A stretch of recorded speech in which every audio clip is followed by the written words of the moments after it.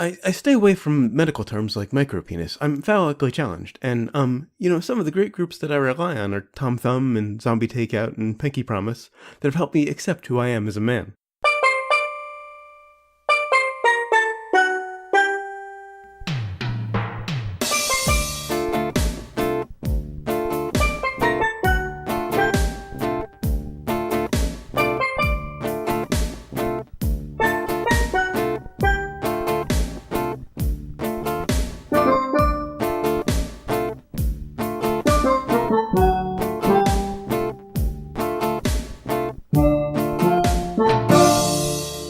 What's up? Welcome to episode 302 of Zombie Takeout. Zombie Takeout. VP Movie and Cult Movie Podcast. I'm Uncle John. And I'm Scotto. And before we get to this week's movie, we've got some listeners submitted. This is from John Phillips on our Facebook page in reference to last week's episode, our review of Star Trek VI, The Undiscovered Country.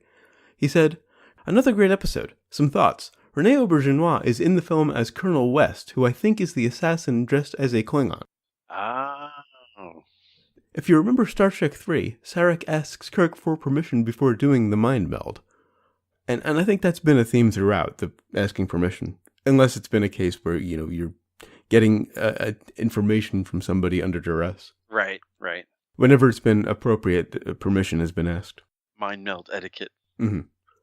I'm guessing the Starfleet computers can't lock on the brief glimpse as it fires, which I think also explains why the shields are weak from the torpedoes, or like Star Wars games, you have to lower the shields to use the power for guns and engines. It makes sense if you have to lower the shields for guns, unless the shield is only one way. I thought that was the deal with phasers, but maybe not necessarily torpedoes? Perhaps, because it is a physical thing. Right. Instead of an energy. Right, because the shield is about energy absorption, isn't it? That's true. I guess it would be about blocking physical objects, too. Or... Yeah, I suppose. I don't know. It makes sense that it was too brief to lock on. But, I liked the whole tracking torpedo thing. That was like a really good gimmick. Mm-hmm. There's just so much more that could have been done with that battle. Yeah, they wasted it. Compared to, what they did in Wrath of Khan with the Nebula. Those are the best Star Trek episodes when they have sort of the silent running when they're doing a submarine battle, only it's in space. Mm-hmm. Yeah. And they can't see each other, and they're just trying to figure out where the other person's hiding out. Well, if you think about it, those ships effectively are submarines. Exactly. Instead of underwater where there's no air, they're in space where there's no air.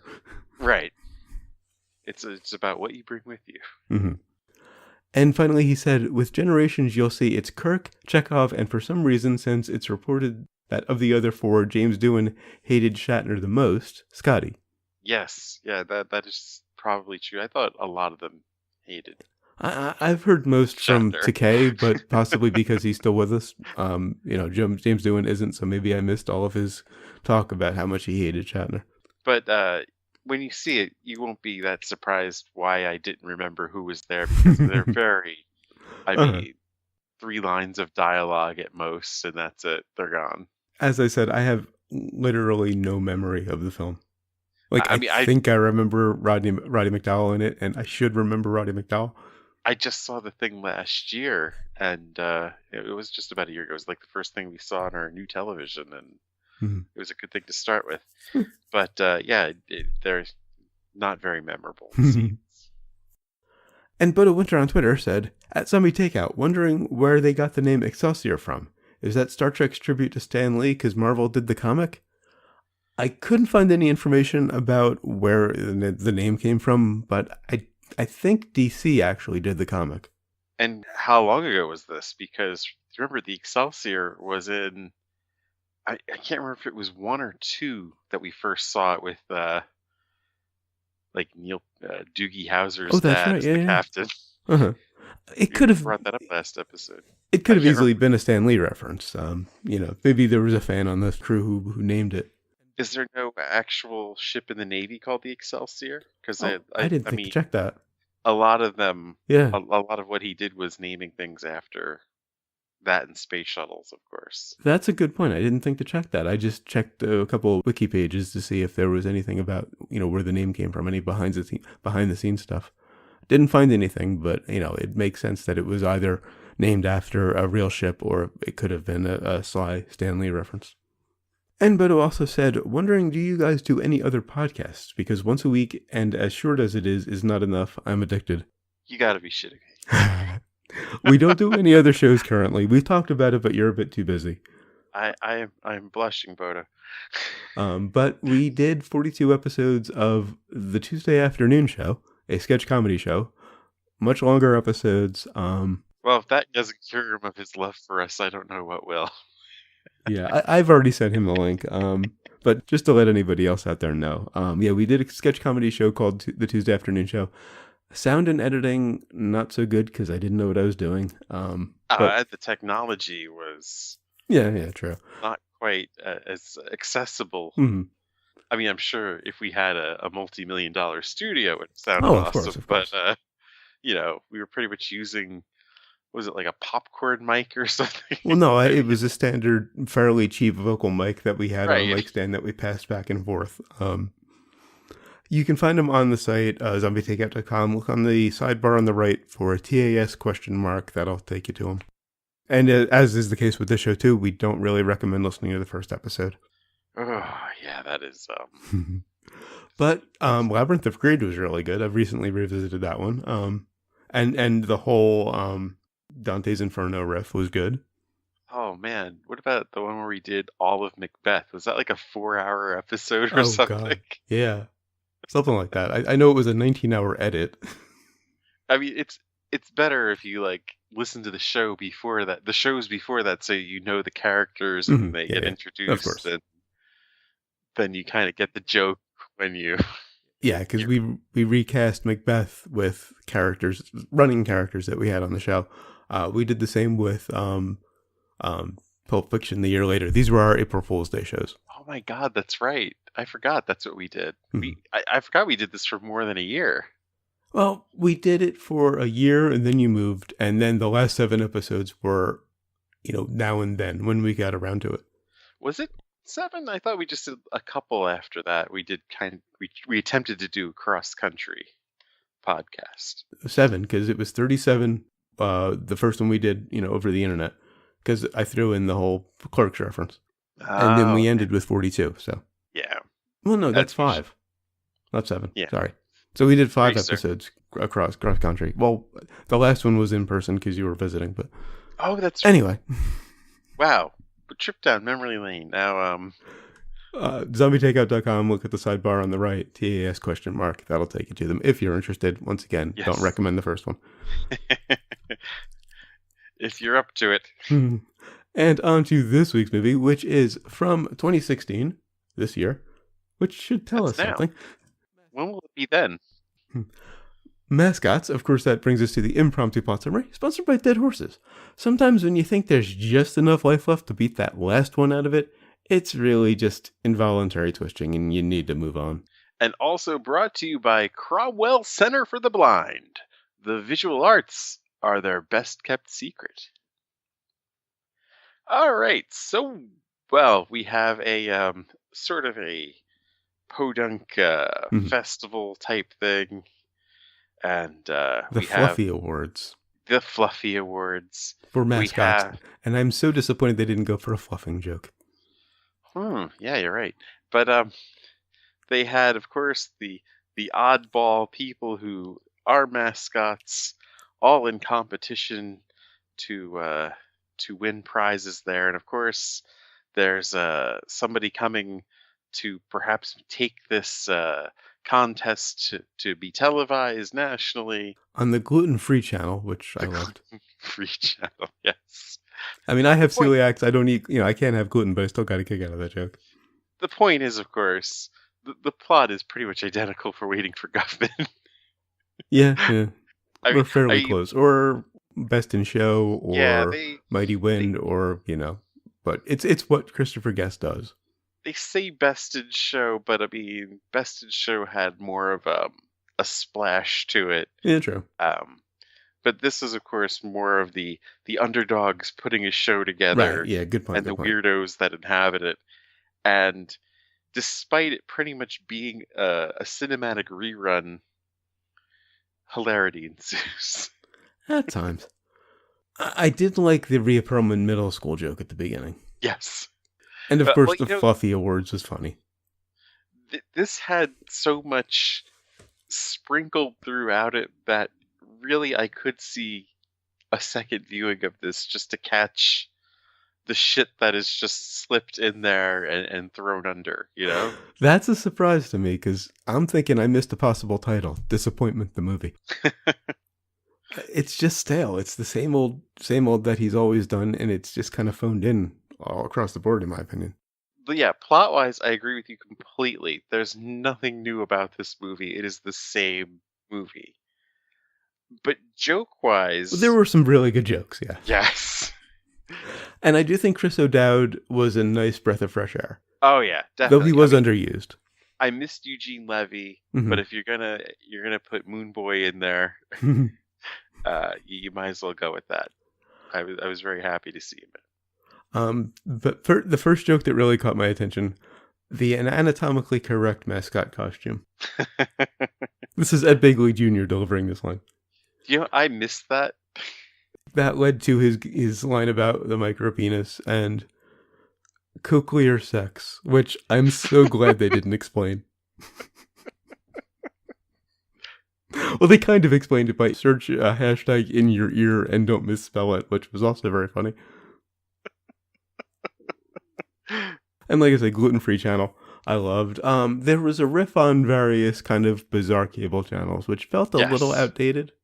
Maybe it's just because I don't watch television. I think it's more relevant now than ever because there is a fucking channel for everything. Oh, okay. I don't watch TV, so maybe it just seemed like it was about 10 years old to me. Back in the day, you used to be able to flip around to see what's on. Now, of course, we've got guides that list all of the channels, and it takes even longer to go through the guide to list all the channels now than it did to actually flip through the channels we used to have, because there's so many channels now. And you just keep going, this is something? I mean, granted, it's how we have Viceland, which, I mean, I really dig. But there's so many channels like, oh, we're going to fix this house up. Oh, yeah, that whole, borrowed from the Brits, home repair thing is a little too... But we only have 12 hours to fix it up for some reason. Yeah. What will we do if we don't get this fixed up in 12 hours? I'm like, come back tomorrow. Why are you only doing it in 12 hours? A couple other jokes I really liked. There was someone at the event selling scented cups. And by that I mean protective cups. Well, not just that he was selling scented cups. It's the fragrances he was using the scented cups. Yeah, it wasn't like mint or strawberry or the usual. No. But really, of course, I'm kind of cruising along with it. It's all right. There's some jokes here, there. And then they give Fred Willard some scenes, and I'm fucking gone. Well, I mean, Fred Willard can do no wrong, because you just give him... he could read the phone book and it would be funny. It's an old cliche, but... Putting him with a shorter person... That scene was really cringeworthy for me, because it was so true to life. But that's the point. That's Fred Willard. I mean, yeah, he nailed it, but I've been there. I thought they shrunk you down. I mean, in a slightly different context, but yeah, I've been there. I did love we all know each other, and the line about the tunnel where they all live. I mean, of course, you also have to wonder, like, what is improvised and what's actually scripted with him. True. Like, that he's throwing at the guy that's there. Like, what the fuck? I also loved the furry riff in the middle. Because, of course, they had to go for the furry jokes. Yes. I actually looked up Yips, Yiffs, and Growlfs. Is that real? They're real. No way. That's a real thing. Because obviously it's our title this week, so I had to spell check Yiffs and Growlfs. And yeah, that's actual furry terminology. And what he was alluding to actually is the case. Alrighty then.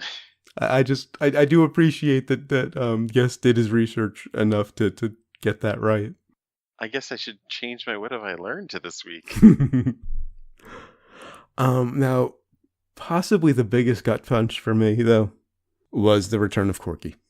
Because I knew Corky was coming back, and I was so looking forward to it, and it just wasn't good.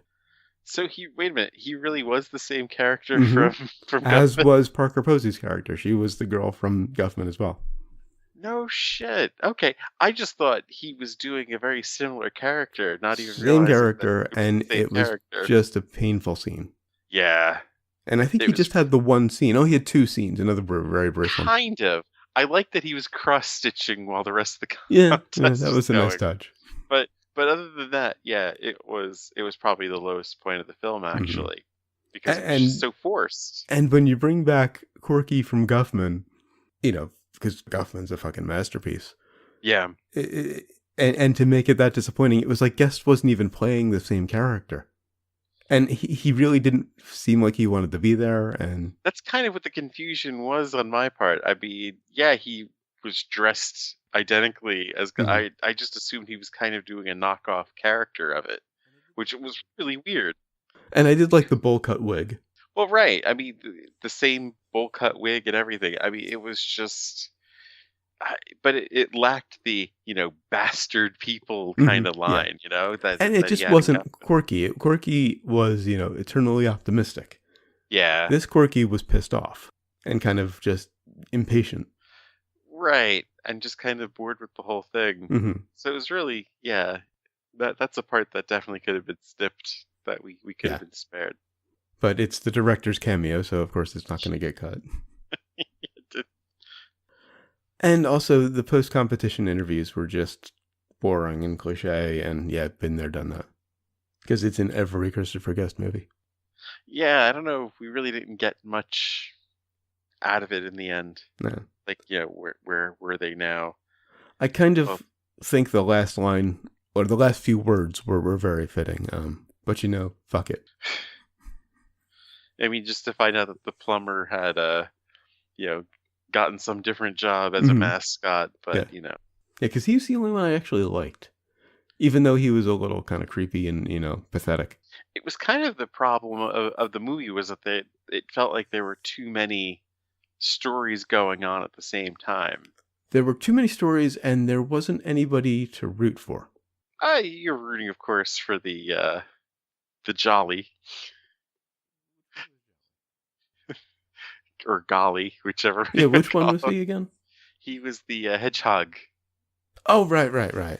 The scene where he's driving on the wrong side of the road, Yeah, because he's from England and he's in America. I was kind of rooting for him, but and also the Fist, but they didn't really give them enough to really root for them. They were focusing on the married couple and the plumber. Yeah, I think we could have lived without the married couple, honestly. And Parker Posey's character, whose name I can't remember, who I But really couldn't stand. I think if there were a story to do without, yeah, Zach Woods Mm-hmm. and Sarah Baker really Yeah. just didn't really fit. They were just too. It was too pathetic. Yeah, exactly. And that's the thing. There was nothing optimistic about it, because in every other Guest movie, there's at least somebody who's hopeful and optimistic, and you can kind of get behind them, even if they get knocked down in the end. Well, I mean, the plumber and Jolly were both of those kind of guys, and of Yeah. course, there's just Fred Willard, who's oblivious, Mhm. and of course Fist. Yeah. Who, like I said, way underused because he was the best part of the movie. God damn, his routine was funny. But I like Chris O'Dowd in pretty much anything. Oh yeah. Oh, the nice touch, of course. Harry Shearer doing the announcer voice. Yeah, announcing. I actually had that as trivia in my notes until I watched the movie and realized it's obviously Harry Shearer. It's not really trivia. Yes. It's pretty much Superintendent Chalmers. No, it wasn't Superintendent Principal Chalmers. Skinner. It was Skinner. Yeah. Yeah. Now up next. Yeah, it's basically the Principal Skinner voice. Yeah. On to sequels and remakes? On to sequels and remakes. Now, my response is please no, but I have a feeling you have a bit more of a response to it. This felt like a remake already. Yeah, exactly. Good point. This is pretty much a remake of either, take your pick, Guffman, Yeah. or Best in Show or Mighty Wind. And it basically is a sequel to Guffman since Corky shows up, But yeah, you can't replace Eugene Levy with Zach Woods. No. You I can't mean, replace Eugene Levy, period. Or Catherine right, O'Hara. right. I think that's who they probably were. Mm-hmm. The parts probably were for them, but I Right. think they're doing that show Schitt's Creek. Oh, okay. So they probably couldn't. They made the right choice, I think. Well, think of how great this would have been had Eugene Levy been leading. Good the point. It movie would have been a off. bit better, yeah. I mean, that was the thing. To have them, the two of them leading it off, was just kind of a bad choice because it was just kind of bland, Yeah. And then you get Ed Bigley Jr. showing up, and then what was his name that did the whole channels bit that Oh, yeah. He's in every movie. Yeah, I can't think of his name though. like I felt they had enough to Higgins, keep is it it? entertaining through it. Something Higgins, I think. Yeah, John Michael Higgins. Oh, there it is. Yeah. Okay. Yeah, he was good. Willard, of course, was brilliant. Bigly, no doubt. I mean, that's enough to at least they had enough jokes in there to make it seeing. And they peppered them throughout and kind of kept it alive, but yeah, it was just. It's like in the medical dramas where they've got the paddles, and they just came along every once in a while and hit the chest with the paddles. Well, the thing was they had a kind of a useless skeleton to hold it together. Yeah. Like you'd called Holy Grail, kind of a paper thin plot to hang the jokes on. But the jokes were far more frequent. Right, but this was I mean, the plot was almost just an afterthought. Oh, we'll have to come in to do Mascots. And the difference is, as we've said many times in the past, they had fun, so we had fun. With Grail, they had fun, so we had fun. Nobody had fun with this movie. But I still think there's a lot. There's probably a lot that I even missed in there because the jokes were just very rapid fire. Some of them were, when they came fast, underhanded. Yeah.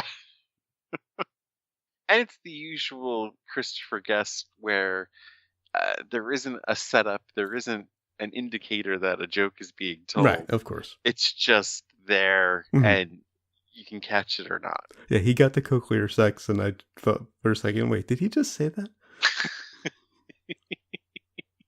Because it took my brain a second to catch up and realize what he was talking about. I mean, he made it a little obvious afterwards, but... Right. On the brains? On the brains. I was just disappointed throughout, but there were some good jokes, so it saved it from going too low. I'm going to go 2. I'm pretty close to recommending it because I think there's enough funny things in here to really see it. But you could just go see Waiting for Guffman. So I'm giving it. I'm going to give this 3.5 as well. All right. And what have we learned? Stay away from the women of Manitoba. And I learned that everyone is hit or miss. Apparently, even Christopher Guest. All right, so until 2 weeks from now, when we'll be reviewing The Man in the White Suit, we're taking next week off because it's Thanksgiving here in the U.S., and I made a slight miscalculation last week when I said that we were pushing it off till next year, because for some reason I thought that was the one we pushed back when you needed the previous week off, but that was Johnny Mnemonic, so we will be reviewing The Man in the White Suit, which fortunately means I don't have to amend my predicted Best of the Year list. Great. Because I also forgot to include Mascots on it, and obviously that's not going to be part of it now. Because if I had thought of Mascots before I saw it, I definitely would have put it on my Best of the Year list because it's Christopher Guest. But yeah, I didn't even realize it was a Christopher Guest movie until I was into it, and there's Parker Posey. Yeah. All right, so until then, go to zombietakeout.com, check out the album art, the episode description, of course, the episode itself, which you're already listening to. Links to find us on Facebook, Twitter, Google+, and YouTube. Links to subscribe via RSS and iTunes. Please leave us a rating and a review on iTunes. We'd really appreciate it. Also, if you enjoy the show, spread the word. Give us a little word of mouth. Of course, we appreciate all the listeners we have, but more would be better. You'll also find the movie list, every movie we've reviewed so far, and every movie we're going to review. We've got quite a few lined up for next year, actually. No, we got 3 left of 16. Can you believe that? Every time we had to take a week off for the last couple of months, we had to move something back. So yeah, I think it's up through Johnny Mnemonic, whatever number that is. It's been that kind of year.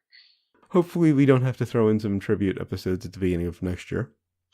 Man. It was just a bad... we should have known. You know? Yeah. Well, I mean, we're kind of 2 years in a row where we're just like at the end of the year, we're just limping to the finish line, shell-shocked. Good point. You'll also find the request form. If you've got a movie you'd like to hear us review, please leave it on the request form. And, of course, the recommendations list. If you'd asked me before I watched it, I would have assumed it would be on the list. I was damn close, too. Because, I mean, there were some scenes that just really had me laughing pretty damn hard. But, yeah, particularly for Christopher Guest, it was just no. The power of Fred Willard alone almost to be recommended by me. Ha. Of course, you can email us zombietakeout@gmail.com or leave us a voicemail at 414-368-ZTO1 or for the alphanumerical challenge. You can fit yourself. 414-368-9861. Of course, always remember that you will always be calling from the middle of Milwaukee. And until next time, always remember, never forget, wherever you go in life. There you are. I didn't watch the whole thing, but you did a great job. Okay.